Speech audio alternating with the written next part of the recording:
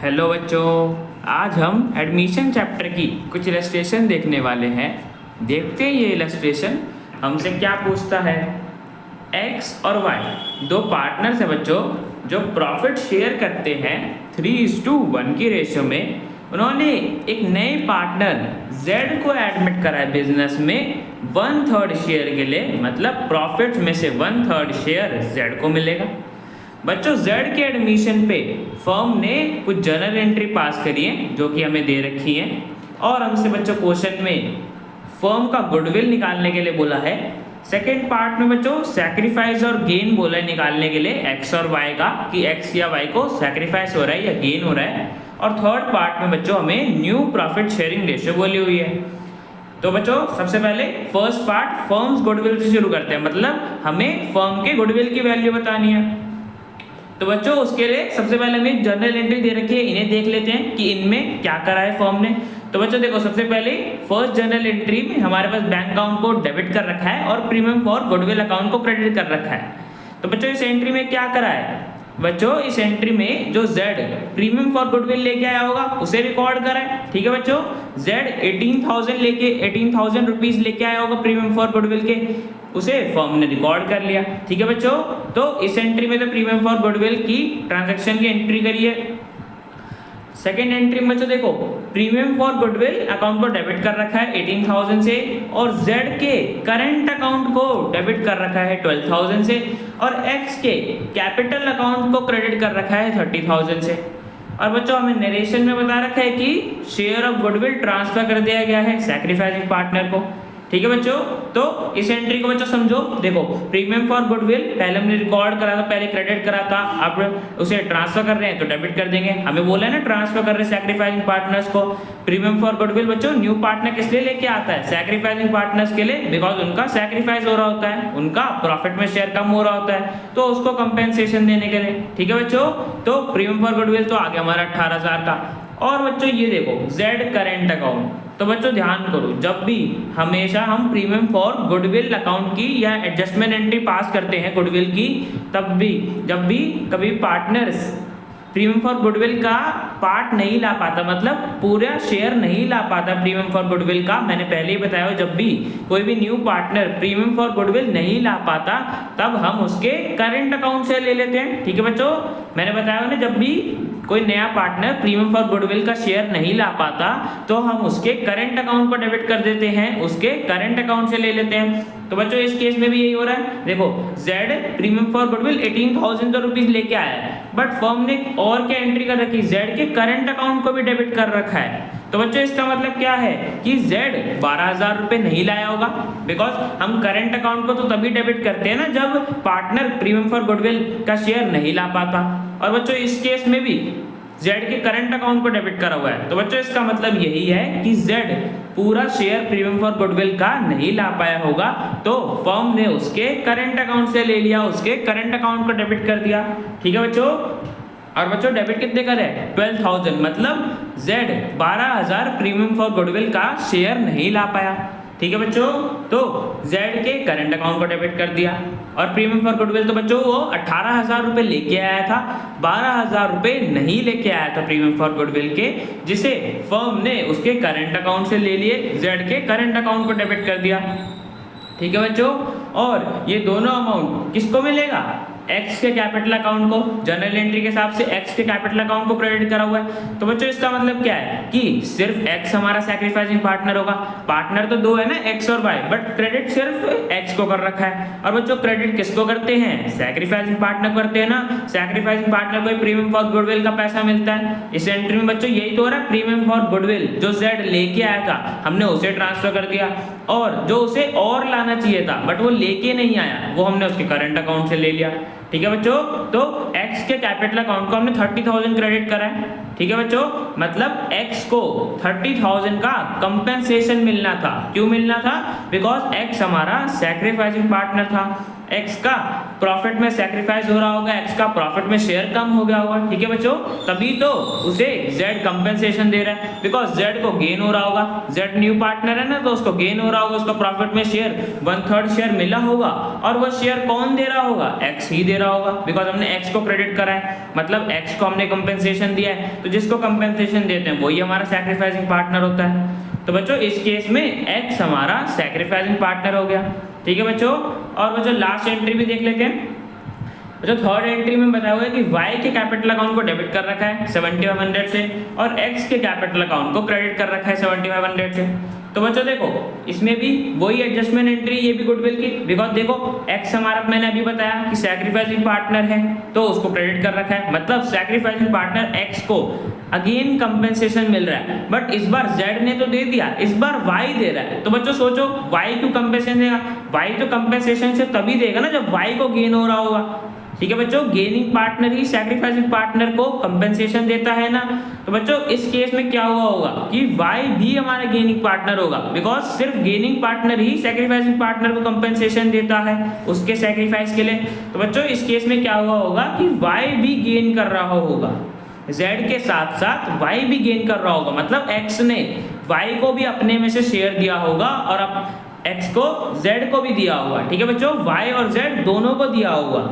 तो z ने तो कंपेंसेशन दे दिया, तो y भी कंपेंसेशन दे रहा होगा उसका गेन का, जितना उसने गेन करा होगा उतना उसको कंपेंसेशन दे रहा होगा x को, जितना उसने सैक्रिफाइस करा है, ठीक है बच्चों। तो तीनों एंट्री मैंने बता दी, तीनों एंट्री में फर्म ने क्या क्या रिकॉर्ड करा है। अब बच्चों सॉल्यूशन पे चलते हैं। सबसे पहले बच्चों हमें फर्म का गुडविल बोला था निकालने के लिए, तो बच्चों फर्म के गुडविल के लिए हमें पता होना चाहिए कि z कितना शेयर लेके आ रहा है, जो कि हमें बता रखा है। देखो बच्चों z को 1/3 शेयर मिल रहा है, प्रॉफिट का 1/3 शेयर मिल रहा है, और उस 1/3 शेयर के लिए बच्चों वो कितना गुडविल लेके आ रहा है, देखो 18,000 तो वो कैश में लेके आया होगा, बिकॉज हमने प्रीमियम फॉर गुडविल को मतलब बैंक से लेके आया होगा, सॉरी बच्चों बैंक से लेके आया होगा, प्रीमियम फॉर गुडविल हमने रिकॉर्ड कर रखा है यहाँ पे, मतलब 18,000 तो वो बैंक से ले आया और 12,000 वो नहीं ला पाया, जिसे फर्म ने उसके करंट अकाउंट में डेबिट कर दिया, मतलब 18,000 प्लस 12,000 टोटल उसे 30,000 रुपीज लाने होंगे, ठीक है बच्चों, उसे 30,000 बन रहा था उसका प्रीमियम फॉर गुडविल, उसे इतनी कंपेंसेशन देनी थी एक्स को, ठीक है बच्चों 30,000 देनी थी। तो यहाँ से हम चल गया कि Z का प्रीमियम फॉर गुडविल में 30,000 शेयर था, ठीक है बच्चों, मतलब 1/3 शेयर के लिए उसे 30,000 प्रीमियम फॉर गुडविल लेके आना था। और बच्चों अगर हमें टोटल फर्म की गुडविल जाननी है तो मैंने पहले ही बताया हुआ है कि जब भी हमें फर्म की गुडविल निकालनी होती है तो हम जितना भी पार्टनर का शेयर होता है गुडविल में उसे मल्टीप्लाई कर देते हैं उसके शेयर के रेसिप्रोकल से।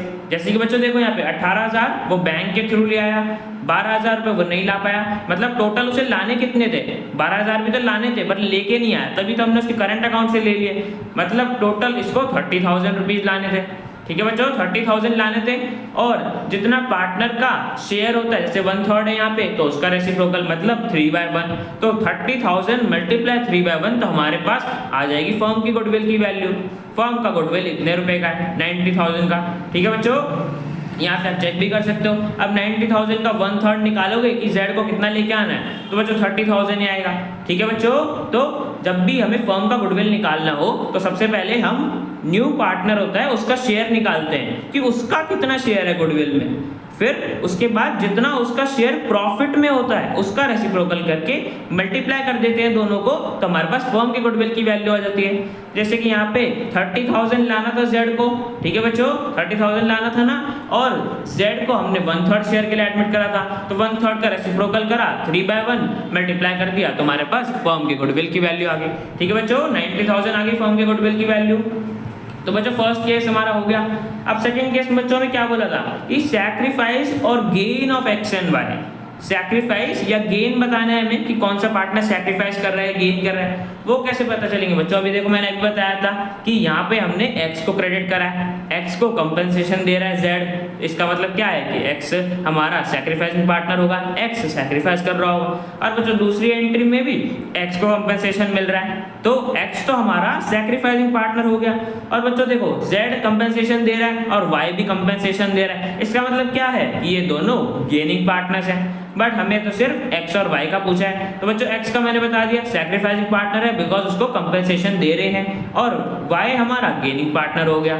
ठीक है बच्चों, बिकॉज वाई कंपेंसेशन दे रहे हैं ना एक्स को, हमेशा गेनिंग पार्टनर कंपेंसेशन देता है, बिकॉज वाई को गेन हुआ होगा, वाई का प्रॉफिट में शेयर बढ़ गया होगा तो वो एक्स को कंपेंसेशन दे रहा है। क्यों दे रहा है? बिकॉज एक्स का प्रॉफिट में शेयर कम हो गया होगा, उसने एक्स ने वाई को शेयर दिया होगा अपने प्रॉफिट में से। ठीक है बच्चों, तो एक्स हमारा सैक्रिफाइसिंग पार्टनर हो गया, वाई हमारा गेनिंग पार्टनर हो गया। अब बच्चों निकाल लेते हैं कि कितना गेन है सैक्रिफाइस कर रहा है। तो बच्चों उसके लिए देखो वाई 7500 कंपेंसेशन दे रहा है, हमने उसके कैपिटल अकाउंट को डेबिट करा हुआ है ना, मतलब वाई इतना कंपेंसेशन दे रहा है उसके गेन के लिए, जितना उसने गेन करा है उसके लिए वाई इतना कंपेंसेशन दे रहा है। ठीक है बच्चों, और एक्स को हमने क्रेडिट करा हुआ है, इसका मतलब एक्स को 7500 मिल रहा है उसके सैक्रिफाइस के लिए, इतना उसको कंपेंसेशन मिल रहा है। तो बच्चों हम कंपेंसेशन कैसे निकालते थे? याद करो, जो भी हमारी गुडविल की वैल्यू होती थी उसे हम मल्टीप्लाई कर देते थे सैक्रिफाइस से या गेन से। तो बच्चों यहाँ पे x को उसके सैक्रिफाइस के लिए इतना मिल रहा है, और हमें टोटल फर्म की गुडविल की वैल्यू पता है। तो बच्चों यहाँ से हम निकाल सकते हैं, दोनों को डिवाइड कर देंगे तो हमारे पास आ जाएगा कि x सैक्रिफाइस कितने से कर रहा है, कितना उसका प्रॉफिट में शेयर कम हो गया। ठीक है बच्चों, तो बच्चों डिवाइड करो, 7500 उसे मिल रहा है सैक्रिफाइस के लिए और 90,000 टोटल फर्म की गुडविल की वैल्यू है। तो बच्चों डिवाइड करोगे हमारे पास आ जाएगा 1/12, मतलब उसे 1/12 शेयर के लिए x को 7500 रुपीज मिल रहा है। ठीक है बच्चों, और इतने ही अमाउंट से y गेन कर रहा होगा। ठीक है बच्चों, 7500 डिवाइडेड बाय 90,000 मतलब इतने ही अमाउंट से y गेन कर रहा है। ठीक है बच्चों, 1/12 शेयर x ने दे दिया, x सैक्रिफाइस कर रहा है ना, x ने 1/12 शेयर दे दिया y को। ठीक है बच्चों, तो यहाँ से पता चल गया कि x सैक्रिफाइस कर रहा है 1/12 और y गेन कर रहा है 1/12। ठीक है बच्चों, जो भी कंपेंसेशन का अमाउंट होता है उसको हम डिवाइड कर देते हैं टोटल गुडविल की वैल्यू से, तो हमारे पास सैक्रिफाइस या गेन आ जाता है। ठीक है बच्चों, जैसे कि हमने इस केस में करा तो हमें पता चल गया कि x सैक्रिफाइस कर रहा है, x ने इतना शेयर y को दे दिया। ठीक है बच्चों, तो बच्चों हमें यहाँ पे पता चल गया। अब बच्चों सेकंड पार्ट भी हमारा हो गया। अब बच्चों थर्ड पार्ट पे चलते हैं जिसमें हमें बोला हुआ कि न्यू प्रॉफिट शेयरिंग रेशियो निकालने हैं। तो बच्चों बहुत सिंपल है, x और y के हमें ओल्ड रेशियो तो पता ही है 3:1 थी, यहाँ से हम उनके न्यू प्रॉफिट शेयरिंग रेशियो निकाल सकते हैं। कैसे निकालेंगे बच्चों? देखो सबसे पहले x का निकालते हैं। देखो बच्चों x का ओल्ड प्रॉफिट शेयर क्या था, ओल्ड रेशियो के हिसाब से 3/4 था। अब उसमें से उसने 1/12 तो y को दे दिया, मैंने अभी हमने निकाला ना कि 1/12 उसने y को दे दिया, उसको कंपेंसेशन मिला, तो वहां से हमने निकाला तो 1/12 उसने y को दे दिया, और 1/3 z को दे दिया। तो बच्चों हमें निकालना पड़ेगा कि x का प्रॉफिट शेयर क्या होगा, न्यू प्रॉफिट शेयर क्या होगा y और z को देने के बाद। ठीक है बच्चों, तो 1/12 हम माइनस कर देंगे बिकॉज 1/12 शेयर कम हो गया, इतना सैक्रिफाइस कर लिया उसने, y को दे दिया, और 1/3 भी माइनस कर देंगे बिकॉज उतना z को दे दिया। ठीक है बच्चों, माइनस करेंगे तो हमारे पास x का नया प्रॉफिट शेयर आ जाएगा, मतलब y और z को देने के बाद x के पास इतना प्रॉफिट शेयर बचा। ठीक है बच्चों, तो ये हो गया x का न्यू प्रॉफिट शेयर। ऐसे ही बच्चों y का निकालेंगे। देखो बच्चों y को तो प्रॉफिट शेयर मिला है, x ने दिया ना उसे 1/10, उसका गेन हो रहा है, y हमारा गेनिंग पार्टनर था, मतलब y का प्रॉफिट में शेयर और बढ़ गया। तो बच्चों गेन तो हम प्लस करते हैं बिकॉज गेन से प्रॉफिट में शेयर बढ़ जाता है। तो पहले 1/4 था, अब उसे 1/12 और मिल गया x से। अब बच्चों प्लस करा तो हमारे पास y का न्यू प्रॉफिट शेयर आ गया, मतलब x से मिलने के बाद y का न्यू प्रॉफिट शेयर इतना हो गया। और बच्चों z का तो हमें सिंपल था, बता ही रखा था कि 1/3 शेयर के लिए एडमिट करा है बिजनेस में। तो बच्चों यहाँ से हमें x का शेयर पता चल गया 4/12, y का पता चल गया 4/12 और z का 1/3 था। ठीक है बच्चों, अब यहाँ पे हमने डिनोमिनेटर सेम करा तो हमारे पास इनकी न्यू प्रॉफिट शेयरिंग रेशियो आ गई 1:1:1। ठीक है बच्चों, मतलब ये तीनों पार्टनर्स x, y और z फ्यूचर में इक्वल रेशियो में प्रॉफिट शेयर करेंगे। ठीक है बच्चों, तो हमें क्वेश्चन में न्यू प्रॉफिट शेयरिंग रेशियो निकालने के लिए बोली थी और गुडविल और सैक्रिफाइस और गेन निकालने के लिए बोला था, जो कि हमने निकाल दिया। तो बच्चों क्वेश्चन हमारा कंप्लीट हो गया। अब बच्चों मिलते हैं नेक्स्ट वीडियो में।